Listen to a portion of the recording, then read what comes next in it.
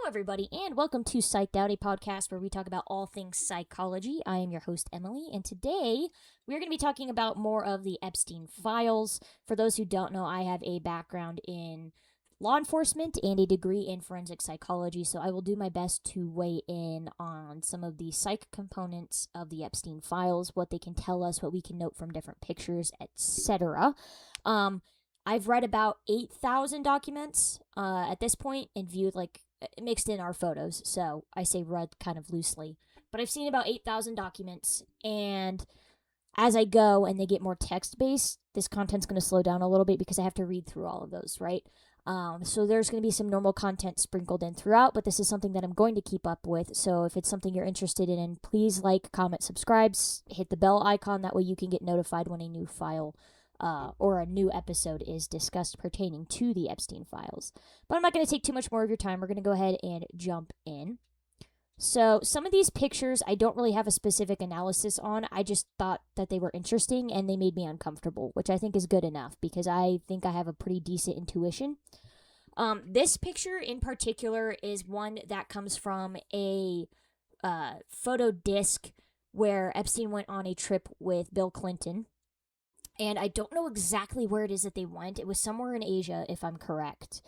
And this is a photo of what appear to be, and I can't tell for certain, but they appear to be young girls, right? They don't look super developed. They look very petite, thin, skinny, and they're praying. And first of all, I think that prayer should be a very intimate thing where you don't have some creepy white guy standing over you watching you do this whole process. To me, it's very private and very intimate. I get if you're like atheist, that might not seem like a big deal to you, but as a religious person myself, like this would absolutely irritate the hell out of me. Like, let me pray without you guys staring down at me. But also knowing Epstein's history and his predatory behavior, him watching four young girls in a kneeling position praying in a very vulnerable and intimate setting is very disturbing. Now, one thing that I have learned is some additional components of Epstein's victimology, specifically that it's documented on more than one occasion that Epstein does not like, quote, dark-skinned girls. That meaning anybody who is not just super, super white. So not only is he a child predator, he's racist as hell, but I'm also okay with it because that meant that he had less people to victimize, so it's like a weird catch-22. The only time that I think it would be okay to be racist is if you're a pedophile and you have no tendency to just assault everybody that lives and breathes. But yeah, this picture made me incredibly uncomfortable in a lot of ways, especially because it kind of simulates Epstein's power dynamic over his victims. Like, here he is standing up, watching a set of four young girls kneeling down, praying.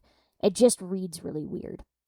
The next photo I have is Bill Clinton with Epstein. And again, I want to preface this and say Epstein was a super powerful man. Remember, he has his own little mini Oval Office. Like, he knows he's hot shit.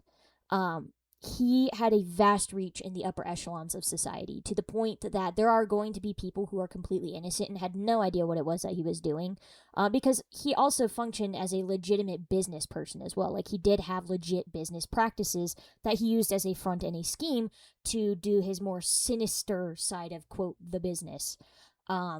What I find interesting is that Bill Clinton doesn't seem to have a problem with his photos being in here at all, or that he's being referenced. I mean, there's specific photo discs written by Epstein that say, Bill Clinton trip.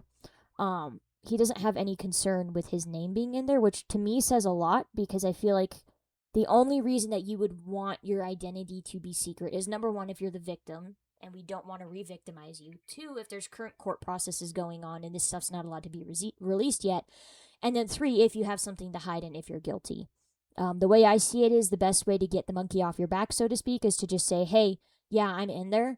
You're going to see my photos in there. You don't need to redact anything about me. Because at that point, if you have something to hide, that's why you want to be redacted. But yes, there's a lot of photos with Bill Clinton and Epstein. This is just one of them. This is probably one of the better quality ones. But this was on their trip somewhere in Asia. Next, we have this guy right here, Jean-Luc. And if you notice, he's got a very fancy shirt that says Dean on it. I'm not sure if that's a specific brand, but if you don't, I don't know who the gentleman on the left is, but very clearly they're hugging some girls or some women. I can't tell what their ages are. They are redacted.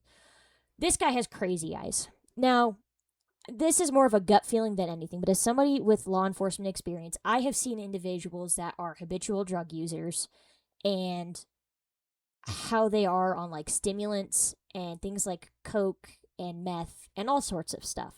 And this guy just reads as somebody who not only is a child predator, which was proven, but somebody who has definitely used illicit substances. And on top of that, that's not super surprising given the fact that he's in the business world, and we all know that people in the business world have something that's better than Adderall to help them focus, and that is illicit substances. So, in case you weren't convinced that he's really creepy and weird, here's another picture of him. I mean, just look at his face. It's absolutely terrifying. He's smiling with like a unlit cigarette in his mouth, and he just looks creepy. But for those who don't know, because I had to look it up, Jean-Luc is, his full name is Jean-Luc Brunel, I believe, and he's the founder of MC2 Model Management Company. And you'll never believe this, but he actually offed himself in jail after being arrested for rape and sexual assault allegations from minors that were actually proven. His business was completely funded by Epstein. And when I say that he's in almost every photo in the Epstein files, specifically dataset 2 on the DOJ website, I'm not even exaggerating. This dude basically lived with Epstein at Epstein Island. Like, it's ridiculous the amount of times that he shows up in the Epstein files, even just his name. Next episode, I'm going to do a little more focus on some of the documents that I read, and there's just he's in them like crazy, and it's ridiculous. So once again, when I say we want to know who's in the Epstein files, it's because Epstein clearly surrounded himself with other like-minded individuals, aka child predators, because of people like Jean-Luc.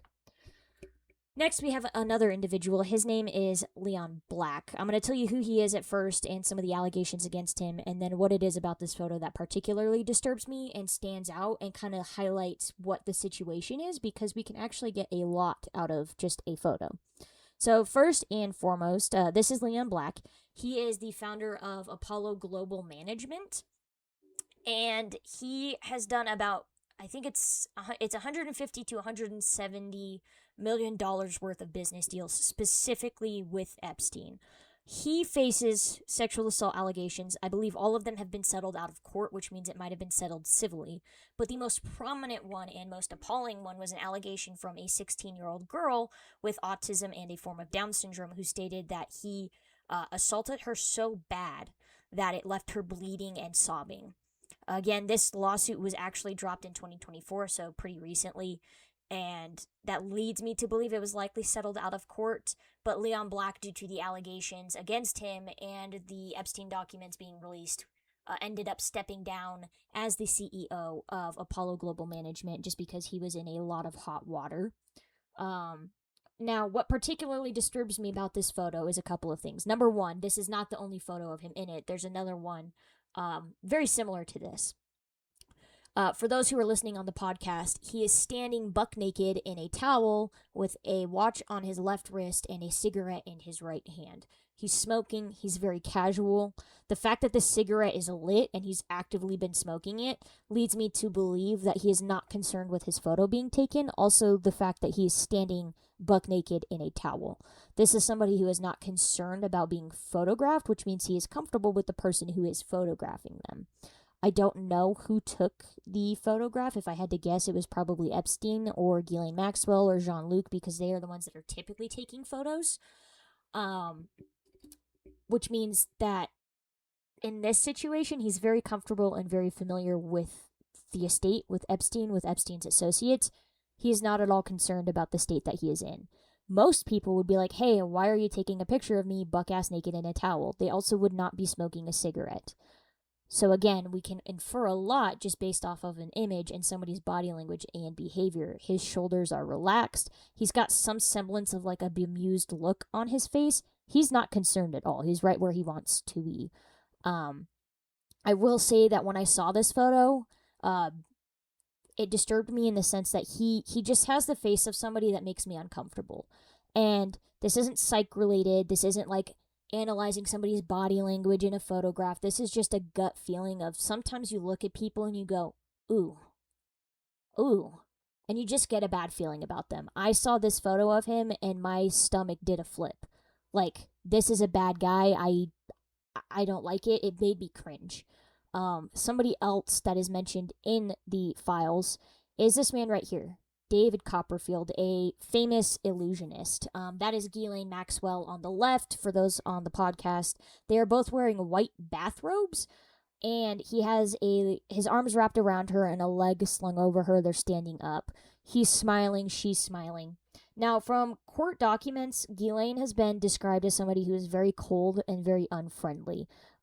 Something to note is that a lot of photos where Ghislaine Maxwell is particularly close to the individual depicted, that individual is likely to have sexual assault allegations tied to them, i.e. Jean-Luc, i.e. David Copperfield, i.e. other individuals.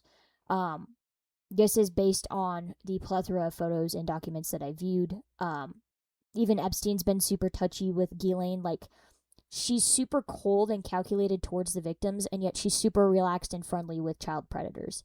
And it's just an interesting dynamic and, how do I say it? Not dichotomy, but like opposites. The word is eluding me right now. But David Copperfield, like I said, is a famous musician and illusionist. He actually faces 16 allegations of groping, drugging, and raping adult and underage girls. This is as of 2024, so not super long ago. Copperfield allegedly performed magic shows as birthday gifts to Epstein's victims. His lawyers say that he had no idea of Epstein's transgressions, yet he continues to be a point of interest in the media pertaining to the Epstein files. Something to note is that I don't think I submitted the photo on this slide. It's either going to be in this video or another video, but there is a note that is left to Epstein from what you can apply as David and Copperfield. His name's actually redacted, that asks, hey, did the girls like the magic show? So many victims have stated that David Copperfield was involved with Epstein because Epstein would give them presents where they would get to go to magic shows run by David Copperfield.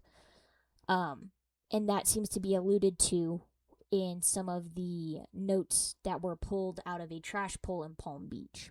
But yes, David Copperfield has a lot of allegations. He's denied all of them. I believe they've been settled out of court, if not all of them. So somebody else very famous, very influential, surrounded by Epstein, who has sexual assault allegations. Not surprising. This photo in particular is the most tame out of the ones that I saw. This is Ghislaine Maxwell giving Jeffrey Epstein a very boob-filled foot rub. So their dynamic is one that's very interesting to me because it's kind of unclear what their true relationship is. Some people refer to her specifically as Epstein's assistant. Others seem to insinuate they're more of a romantic couple. Others say that they're just business-related. This photo in particular leads me to believe otherwise. I'm sure I could do an episode breaking down the dynamic that I think is going on between the two of them. I'm going to just kind of touch the surface of it. Number one, it is business related. It's business related in the sex trafficking department. So yeah, their relationship is business related. But here's the thing. She has to be somewhat attracted to this to be doing this. She has to be getting some type of benefit to be doing this. As you can see here, she's smiling in this photo, using her boobs to help massage Epstein's foot, right? This is not somebody who's just specifically a business partner. She's getting shits and giggles out of this too. A lot of people have also said that Ghislaine Maxwell is actually the mastermind behind everything that happened. And I would agree with that because in a lot of instances, when you have serial predators working together, it is very difficult to have two dominant personalities work together. There's usually a more dominant personality and a more submissive personality. I think Ghislaine Maxwell is the more dominant personality and Epstein was the more submissive personality. She said, hey, I will help you with this. This is how we're going to do it. She ran the business. I hate saying business, but that's kind of the most kosher way that I can say it for YouTube. She made sure everything was running. She arranged all of the appointments for girls to, quote, work for Epstein. She managed who went where, who did what. And Epstein, on the other side, just got the benefit from it. He let her have almost complete control over it. Was basically like, hey, you know what I like, just make sure that it happens. So Epstein, to me, is the more submissive personality. Ghislaine Maxwell is the more dominant personality. And again, you can kind of see that in this photo where she's the one taking control of the situation. She's the one massaging Epstein. He's never massaging her. He's never putting his hands on her like that. But she's done it to him multiple times. She seems to think it's really funny, too. And I think part of it comes from a controls aspect. Like, she knows that he gets his rocks off to this type of thing. Again, his MO is massage-related. And she knows what will get him worked up. She knows what's not going to get him worked up. She knows that if she really wanted to, she could absolutely screw this guy over. And I think that's, one, why she stayed, because she enjoys the power of it. And two, it was sort of a symbiotic relationship. In this next photo, this is a screenshot. A lot of these will be screenshots. Ignore my battery percentage. It is a photo of a picture frame with Epstein wearing a USA sweater. A girl off to the side has been redacted, but the frame says once in a blue moon over and over again. And it's a check endorsed to... why won't you let me zoom in? To Epstein. You can tell by the last name. The front part of it, I can't really tell what it says. I believe it says Jeffrey, but it's for $22,500. And if you look down here at the bottom, it is signed by D. Trump. So this is a $22,500 check that is signed and endorsed by Donald Trump to Jeffrey Epstein. This is, I don't know what the reason of this is. I don't know if it was business related. I don't know what the implications are. But once again, to kind of go beyond just solely the political side of it, this means that there is some sort of financial record between Epstein and Donald Trump. Does that mean Donald Trump did anything with Epstein beyond a business transaction? No. But it is something that I would want to look into. The same reason that I think Bill Clinton should be looked into, because he is in so many of the photos with Jeffrey Epstein. Again, some of these people are going to be innocent, but there are too many predators that are hanging around this man for you to just write off everybody as innocent. But yes, this means that Donald Trump is in fact in the Epstein files just based on this photo. So that is a fact now. So people who say that he's not in it, he is in it. Just being in it doesn't mean that you did anything wrong, but it is a point of concern. So that is from the last photo from there. Next, we're going to go here. Let's see. Yes. So names here, right? Again, people are mentioned. Not all of them are evil human beings, but we have Jean-Luc again. Then we have Naomi Campbell. This was mentioned on a report taken by a Palm Beach officer after speaking with a victim. It is alleged that Naomi Campbell was associated with the island. Now, let me see if I can find her. This right here is Naomi Campbell, who is a British supermodel, and she is repeatedly listed in Jeffrey Epstein documents. Now, Naomi has stated that she didn't know what was going on.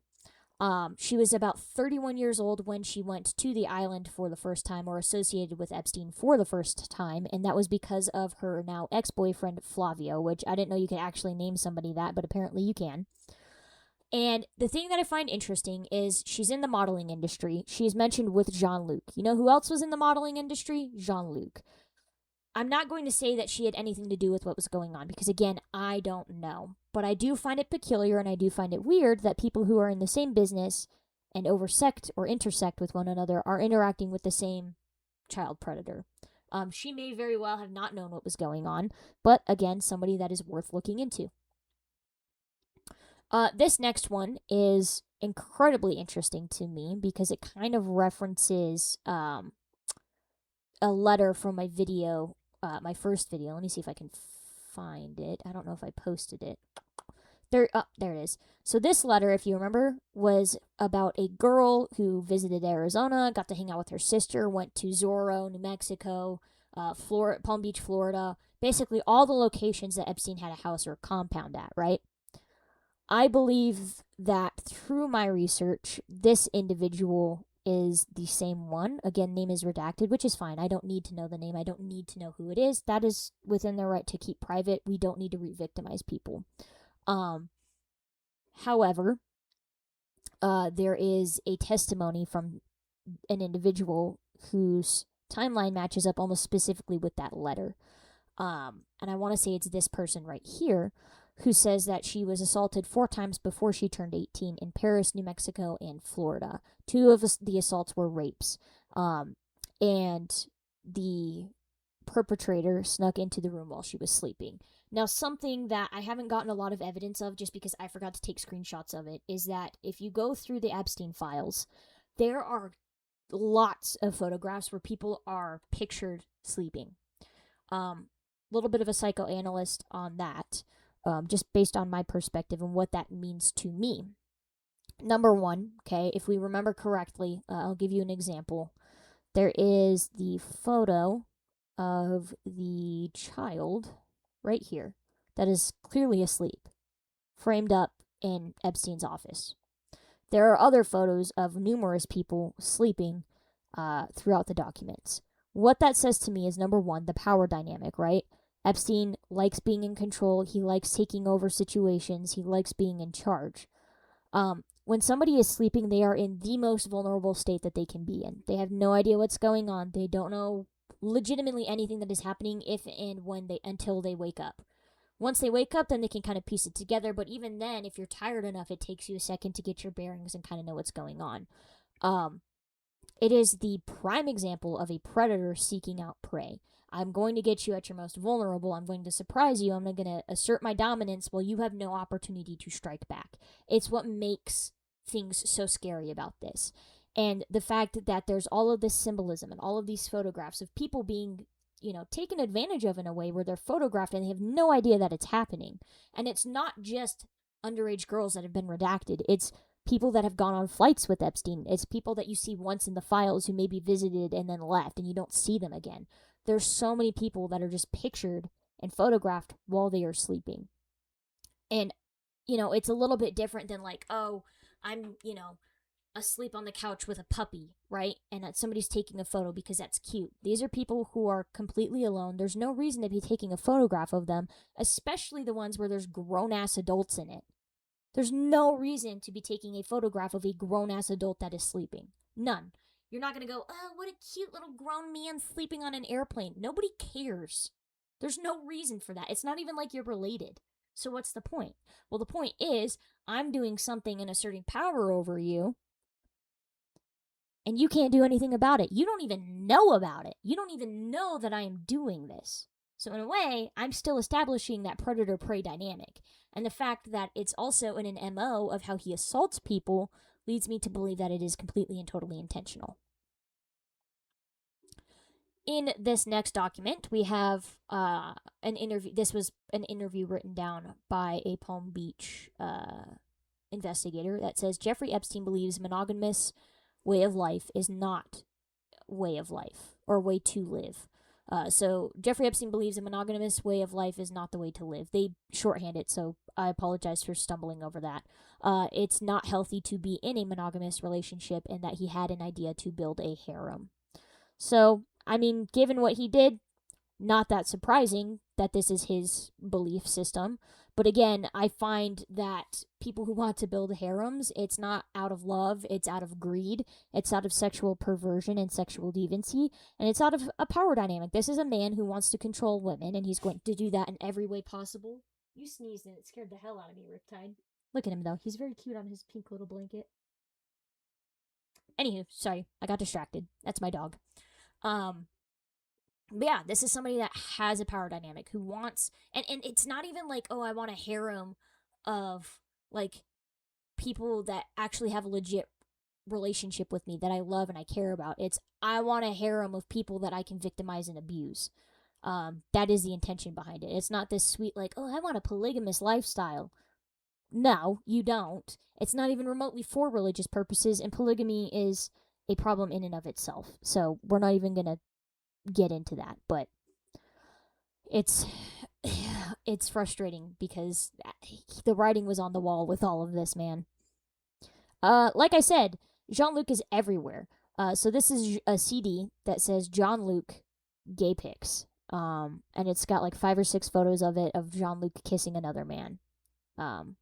Which if you're 2 grown consenting adults, fine, whatever, I don't care. But you're also a predator, so I don't really give a shit about you as an individual. But just further proof that he is everywhere in these files. This photo in particular is very interesting to me. It's redacted, specifically in the nether regions, which leads me to believe that this person was probably naked. On top of that, it's really grainy. I apologize, but this is the only photograph of it that I could get. On top of that, you have this titled Sleepy. So once again, we're going back to the predator-prey dynamic of somebody sleeping.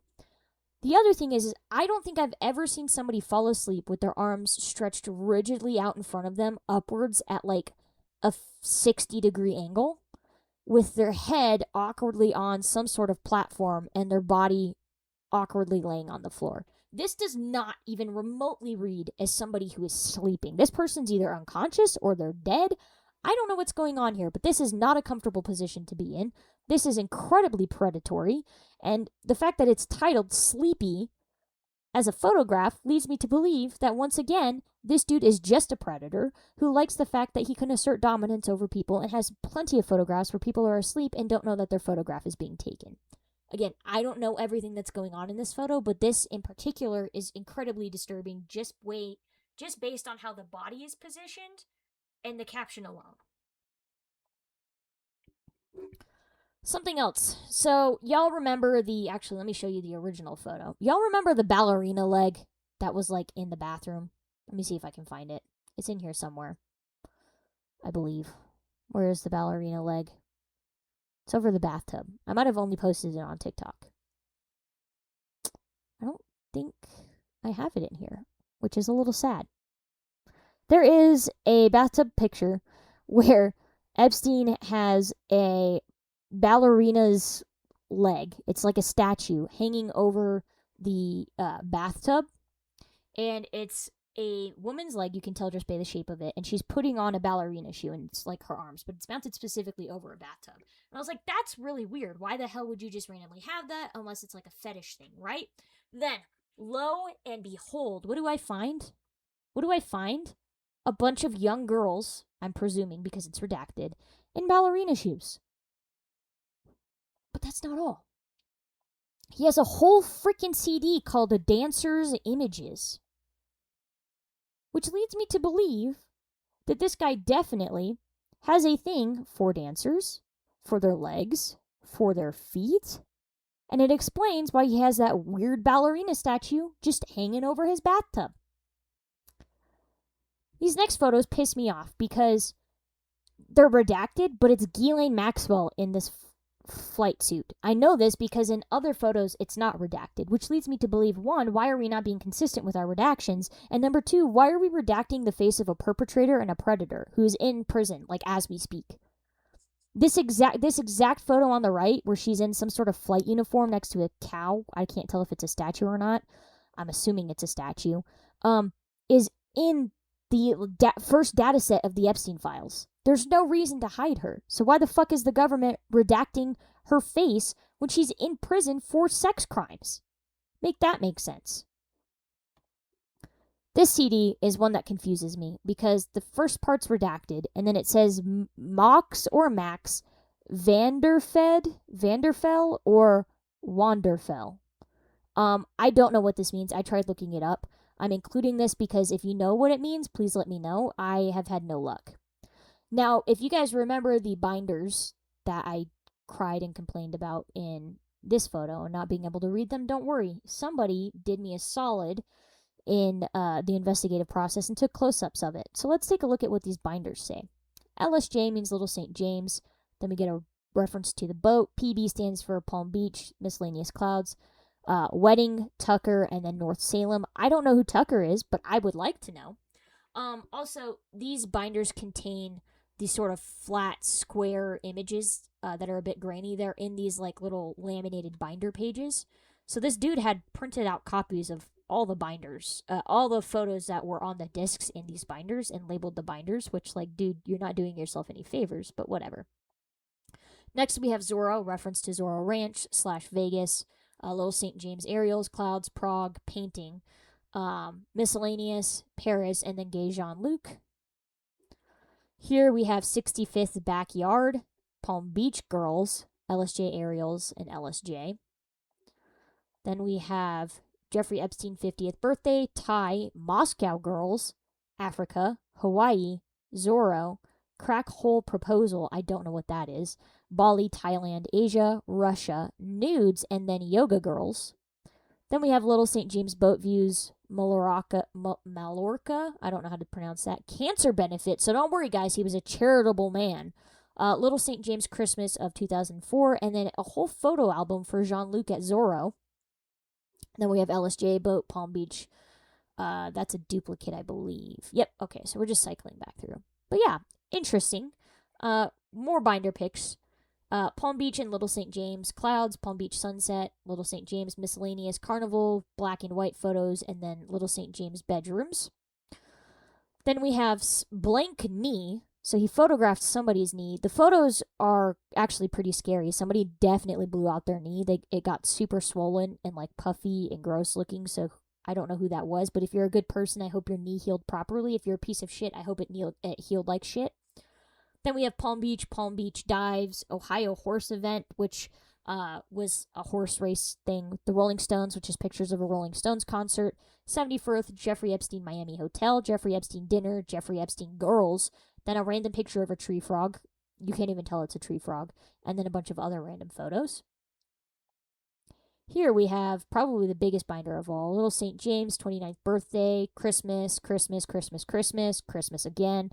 Puerto Rico, Guana, Pinto House pics, Brazil, miscellaneous, Walter Cronkite, which is interesting.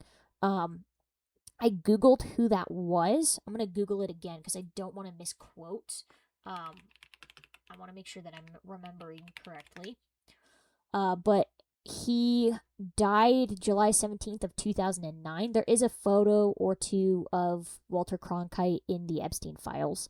But he was a super popular journalist, specifically a broadcast journalist. A lot of people really liked him. As far as I know, there haven't really been like major allegations against him. So I don't know if this is just that Epstein was like a fan and he just liked what Cronkite did. But again, very interesting that he's involved in this, or even mentioned in it at all. But again, nothing to really indicate that he has had any sort of allegations against him. But it is definitely interesting that he is even mentioned in here. Then we have St. Bart's, Chateau Villette, Chateau Guarmentes. I probably said that completely wrong. Sunset, Paris, and then Taos skiing, which I almost read as tacos. Here's the photo disc of the Walter Cronkite photos titled January of 2007.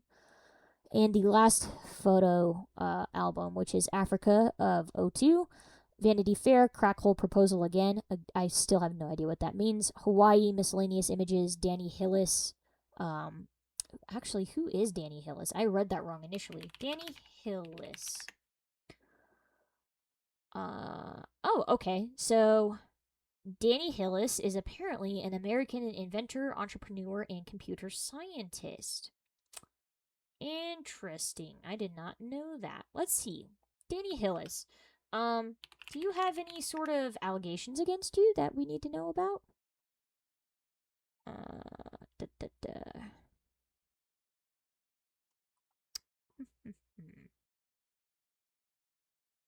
Okay. Well, I'm not seeing anything in particular. I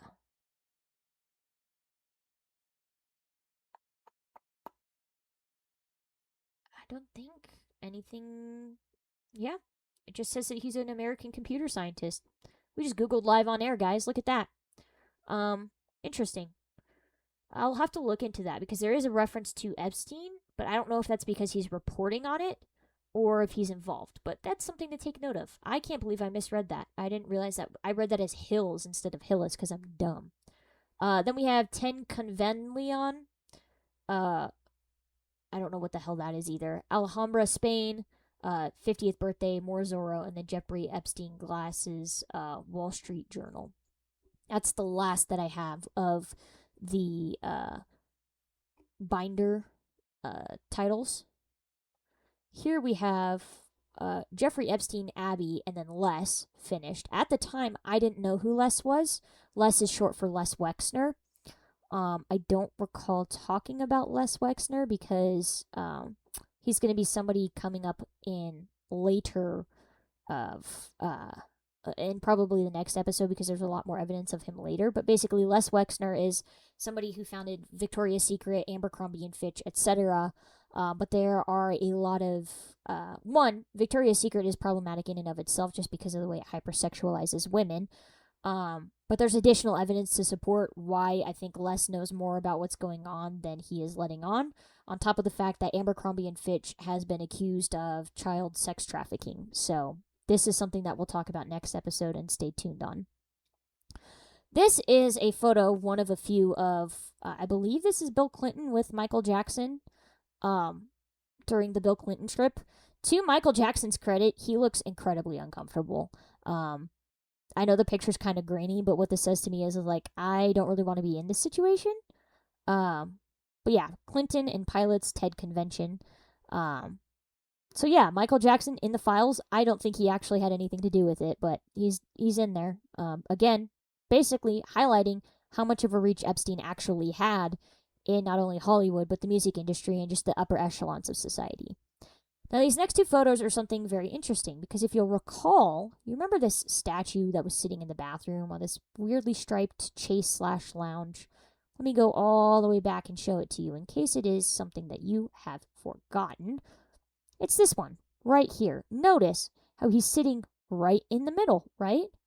Cool. Now, if we go all the way back down, scroll down, and we go back to these photos, he's not in the middle, which means, number one, this statue is movable. And do you remember how I said, hey, the only reason that the statue exists is so that people can pose with it and be pictured with it and sit with it? Well, that's exactly what's happening here. Somebody whose face is redacted is sitting with this statue, has their arms wrapped around the statue, and is cupping the chin of the little boy. They are leaned in. I would say they are most likely kissing the cheek, but because of the way the black square is, I can't tell for sure. But again, supports my theory and my initial analysis about the pathology behind this statue's purpose and the fact that it is a showpiece, it is a prop. It's not for artistic purposes at all, whatsoever. Not to say like, oh, I'm right and toot my own horn, but I do think it's particularly interesting that that's something that we're seeing here. Now, to be honest, it could be innocent. It could be that, like, this person just wanted to have a picture with the statue because they thought it was cute. But I also have a hard time believing that that was specifically all that it was, just because I'm a little cynical. But again, the fact that it's immovable means that it was always intended to be posed with. And it's not for decoration purposes, like you would imagine. Like, if it was meant to be specifically a decoration, like, it would sit there and you wouldn't be able to move it. But because it can be posed and because it can be moved, it makes me wonder what other photographs exist out there of people doing things with the statue. Because we as humans don't exactly have a great history when it comes to touching statues appropriately, which is a bit of a problem. There's another photo. This one, she's sitting next to the kid statue with their hands in their lap, a little more demure. But I just thought that was interesting that it kind of confirms my initial analysis of what was going on. Now, we're going to end on something that I really want to break down because I find it particularly disturbing. If we go back to my initial episode, you guys remember that scrapbook that said, once upon a time there was a clueless little girl. How do I look? The entire scrapbook was actually pictured. So we're going to go through it. So first one, it says, how do I look? This is the title page. Next, we have a girl that says, what is he doing? He wouldn't. Elastic. And it's Epstein squatting down looking at this girl's butt that she's covering up with her hands. Then we go to the next one, and this one's upside down, so it's a little hard to read, but it says, I met you. Those eyes are blue. And the little teat, it says Teet, but it's cut off a little bit, so I don't know. But yeah, photograph of somebody sitting with Epstein. It's cut off a little bit. But what's interesting is these are the same bed sheets that one little kid was sleeping on. I think I got all of those. Let's go to the next one. Then it says, there is a clueless little girl. How do I look? I played the cards I was dealt. Photographs of cards, photographs of her sleeping in a bed. Then we go to air travel, flights, more pictures of her. Then it says, oh my goodness, I will be the first Christmas. Then we get game is my came is my cover blown, what could this be? I learned and grew. More pictures of her with Epstein. I beautified her with Epstein in a face mask. And took care of you before, after. And then there's references to Brazil, Berlin, Prague, Dubai. It says that we traveled. Then hugged. We laughed. One ham, redacted, please, no mustard, $8.99. Oi, oh my, what's that? A glove that's inflated and says good job. Not sure why. And then the last one that says, I will get you. Now you drive, and happy 50th, 2000, September 17th, with like a black and white photograph of them at the end. So let's break this down. What does this scrapbook tell you? Okay. Number one, it's a gift because it says happy birthday. And based on other documents, we know that Ghislaine Maxwell would put things together for Epstein as scrapbooks. Okay. These scrapbooks were referenced in a letter to Ghislaine that was from a victim who said, hey, I sent in a bunch of photos. I wrote something that I think is really nice for him. If you need me to change it so that he actually likes it, please let me know. Let me know when you finish the book. Referencing scrapbooks. There's a lot that we can get out of this. Number one, this to me doesn't read as somebody who is completely okay with what's happening. Because first and foremost, you have the title that says, oh, once there was a clueless little girl, right? And then there's a specific reference to the sexual assaults taking place, where she's redacted, posed as a victim, and Epstein is going, elastic. This is somebody trying to process the shit that they went through, and is now talking about how, like, oh, I took care of you, I did this, I did that, as if she's not, a minor, or at least very young compared to this 50-year-old asshole. This comes across more as a cry for help, especially when we get to this the part of the scrapbook that says, is my cover blown? What could this be? And then we also have I played the cards I was dealt. This comes across as somebody who is very upset with the way that things are, who has a lot of internal conflict and doesn't really know how to express it or voice it. When people say, I played the cards I was dealt, it's never really in a positive light. It's almost always in a negative light. You get that negative connotation almost exclusively from this phrase. This isn't like a positive event that she's talking about in her life. And honestly, what this person is doing is documenting the entire grooming process that took place with Epstein. Like, he gave her attention after victimizing her. He took her on trips after victimizing her and slowly shaped it into this fantastic, exciting thing that it realistically wasn't. I mean, there's sexual innuendos in these photos. There's, like an image over Jeffrey Epstein's crotch area. There's references to the fact that she was victimized. I mean, there's a lot going on here, and it's honestly really sad. And her being like, oh, I'm gonna be the first. This is gonna be her first Christmas with Jeffrey Epstein. Like, how groomed and susceptible she was to everything that he did, but also how sad she is. I mean, you can't look at this and go, oh, she was so happy, this was super exciting. The other thing, too, is this is a scrapbook with, like, very low effort.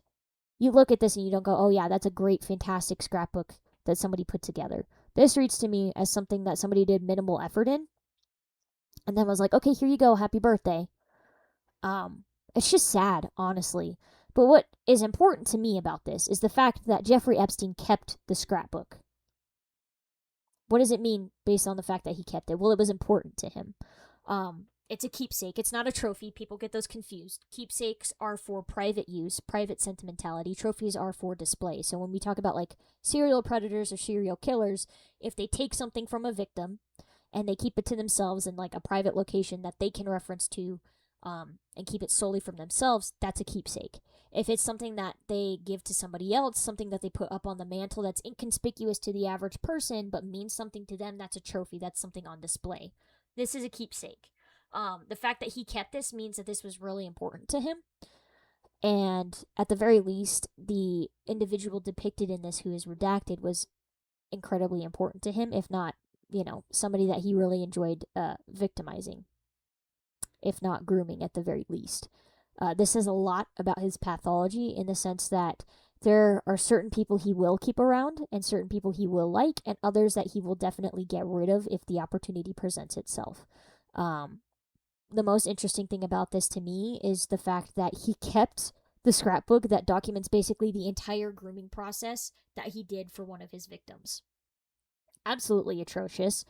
I hope that whoever this is, they're healing the way that they need to, because I can't imagine going through all of this. This would devastate just about anybody in all reality. Just truly sad. Truly, truly sad. But yeah, this guy is someone who wants to reflect on the fact that he victimized people, because why else would you keep this? I don't have much else to say. It's kind of a sad place to end the episode, but again, these are real people, these are real victims who were manipulated and abused and forced into situations that they shouldn't have been in the first place. How this happens is something that I'm going to talk about in the next episode, because I've read through quite a lot of documents, a 96-page police report, a 56-page grand jury document of testified information from an FBI agent that kind of breaks down Epstein's victimology, how he gets people to buy into this type of thing.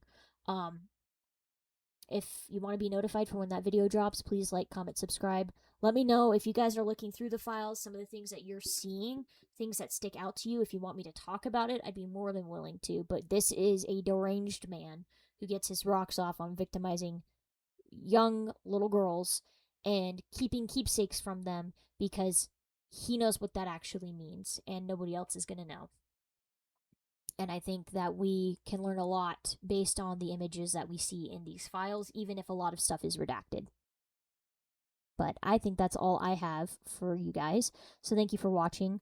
I really appreciate it. Please stay safe out there. Take care of each other. Look out for each other. The world is crazy right now.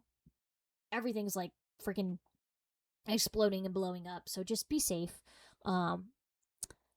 Stay safe. Do all that. And I'll see you guys in the next video. And don't forget to stay psyched out.